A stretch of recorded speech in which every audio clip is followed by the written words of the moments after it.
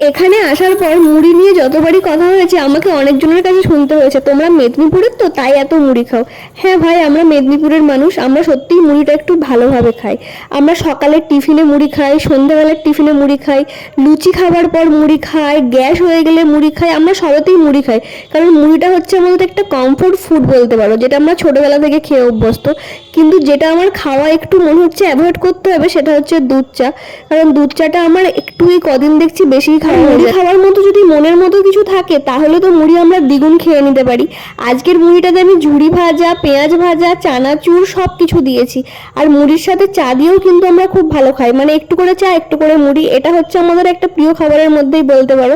এখানে দুধ চা করে নিয়েছি আর তার সাথে হচ্ছে মুড়িটা মেখেছি। কারণ আমার পার্সোনালি দুধ চা দিয়ে মুড়িটা খেতে বেশি ভালো লাগে, যতটা লিকার চা দিয়ে খুব একটা ভালো লাগে না। আর লিকার চাটা আমি আগে খুব খেতাম, কিন্তু এখন কেন কি জানি মনে হয় আমার দুধ চাটাই বেশি ভালো লাগে, লিকার চা খেতে ইচ্ছে করে না। এটা আমাকে কমাতে হবে, আমি বুঝতে পারছি। এখানে সন্ধ্যেবেলা রবিবারের বাজার, আমরা এখানে একদম এক জামবাটি মুড়ি আর তার সাথে বড় বড় কাপে 2 কাপ চা করে চলো বসে গেছি এখন খেতে।